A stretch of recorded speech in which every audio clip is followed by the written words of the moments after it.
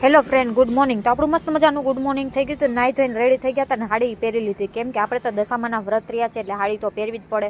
અને પછી જો રસોડામાં જઈને જોઈને તો મમ્મી આપણા માટે મસ્ત મજાની વેફર તરતા હતા ને બીજી બાજુ મૂકી દીધું તો ચા. એટલે નાસ્તો બાસ્તો કરીને હજી શાંતિથી હું બેઠી હતી ને ત્યાં સયાબેન ક્લાસેથી આવીને એની વાર્તા વાંચવા માંડ્યા, કેમ કે એ પણ વ્રત રહ્યા હતા. તમે કોણ કોણ વ્રત રહ્યો છો એ મને જરાક કોમેન્ટ કરજો ને બાકી જય માતાજી લખવાનું તો ભૂલતા નહીં કોમેન્ટમાં. અને પછી બપોરા થઈ ગયા એટલે આ બધા એનું શાક રોટલી લઈને જમવા બે ગયા ને આપણે ફરાળ બનાવવાનું હતું એટલે ફટાફટ આપણે તો ફરાળ બનાવીને ખાવાનું ચાલુ કરી દીધું હતું. તમે કોઈને આવવું હોય તો આવી જાજો. અને પછી આપણે 5 વાગે ઉઠીને જવાનું હતું બજારમાં, કેમ કે રાખડી લેવાની હતી. રક્ષાબંધન આવે એટલે ભાઈઓ માટે રાખડી તો લેવી જ પડે. એટલે આપણે તો નખરા કરતાં કરતાં નીકળી ગયા હતા આપણે બજારમાં જવાનું. ત્યાં જઈને જોયું ને તો એકય રાખડી પસંદ જ ન આવી આપને.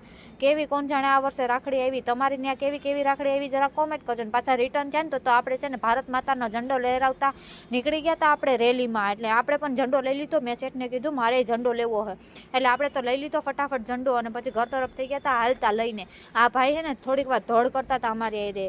એટલે મેં કીધું એ ભાઈને મૂકો ને પછી ફઈની ઘરે આવી ગયા હતા તો કૂતરું અમારે ભેગું આવી ગયું. પછી ઘરે આવીને આપણે તો છે ને ઝંડો બાંધી દીધો. હવે ટાટા બાય બાય.